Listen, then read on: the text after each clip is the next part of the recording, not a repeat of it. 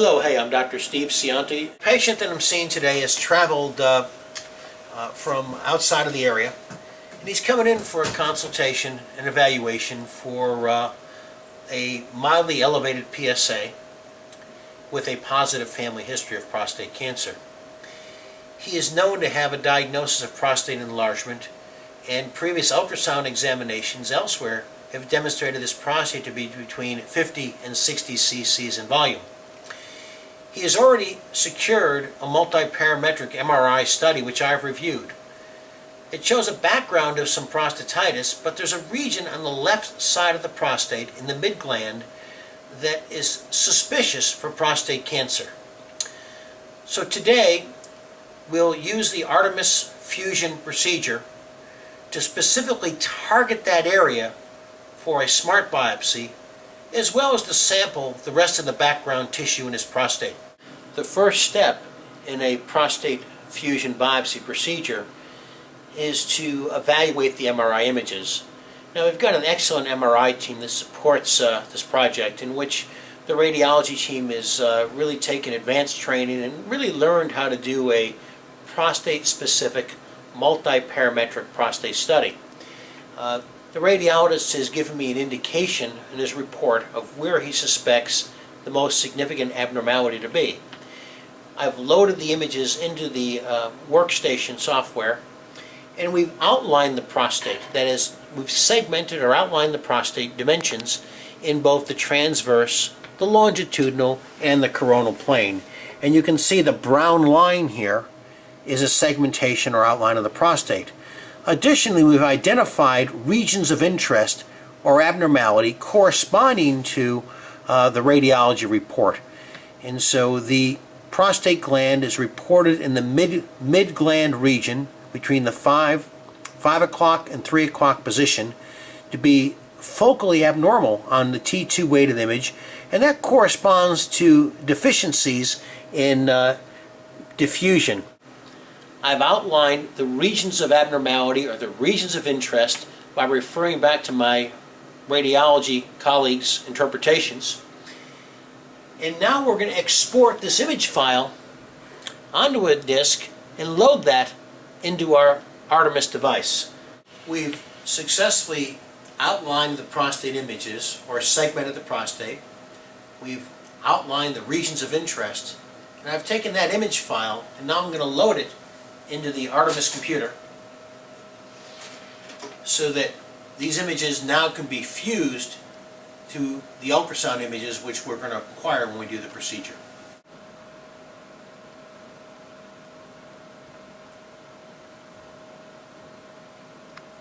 Now I'm just going to segment the prostate ultrasound images in transverse and longitudinal or sagittal plane.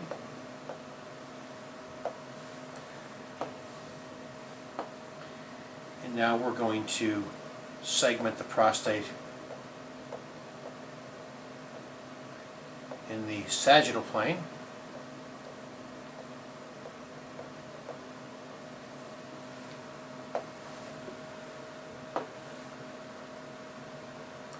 Now the software is going to create a model of your prostate, and now I'm going to modify that model and make sure it's an exact match. Line here of your prostate, which we do, that looks beautiful. Now I'm happy with that. That coronal plane looks great. So now I'm ready to load our MRI disc. A very nice MRI image on the screen. Beautiful. That's nice. So now we're going to globally align. We're going to align the ultrasound and the MRI images with the software, and we're going to be sure that these images correspond to each other. Now we're going to fuse the images. The computer now has done what's called a fusion. It's done this precise overlay. Now we see the areas that I've identified as abnormal, and now we're going to put the targets in. Okay. It's all done by computer.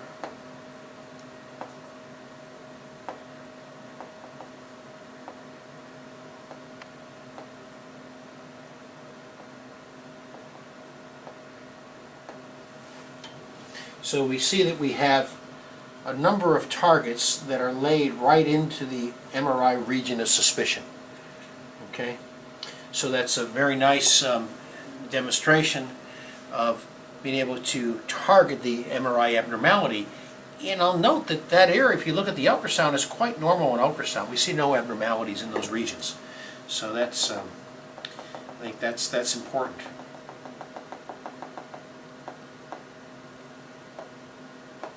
Now I'm putting in some general arrows that we want to, any areas here we may want to sample as well. We're well sampled in the left mid region, but certainly in the left base we want to get that area studied as well.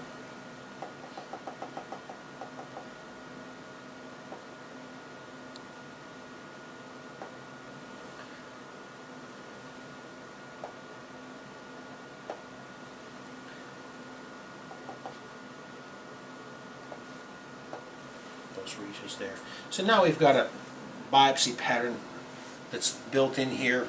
We may not use all these samples, but this allows us to get some good sampling through the region that's most suspicious.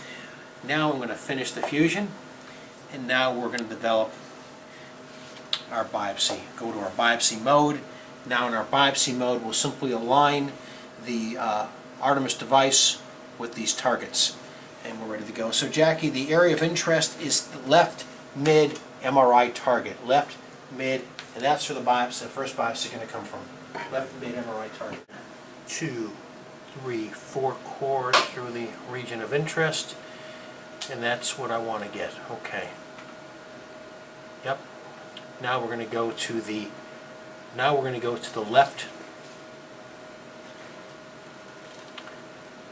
left apex.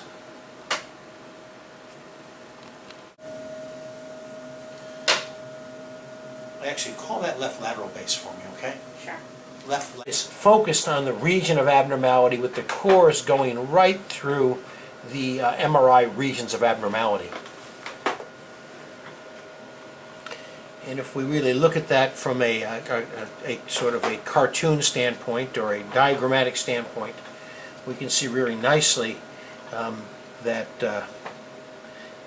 those cores are really focused. No matter how we look at it, they're going right through the region of abnormality. 1, 2, 3, 4 cores. 1, 2, 3, 4. Okay, and then again you can see how we've sampled the right side, and then also got some samples out here at the apex and base region on his area on the left side we were worried about.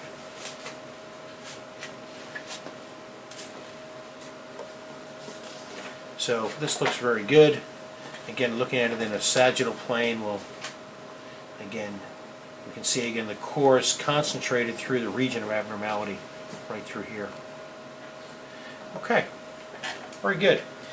Okay, so we've been able to successfully sample both sides of the prostate, but on the region of abnormality, which was the left mid-peripheral zone, we were able to really concentrate 4 cores right through the area of most interest. And then we did 6 cores on the right side, systematically biopsied, that is spacing them out in good intervals. This advanced evaluation will help to ensure that the biopsy cores really are aimed at the region of the prostate that's abnormal on the MRI scan.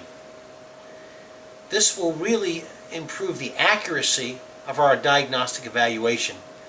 This is particularly important in a man with significant prostate enlargement, as we now well know that a 12-core sample in a large gland often represents undersampling and can well miss a clinically important lesion of the prostate.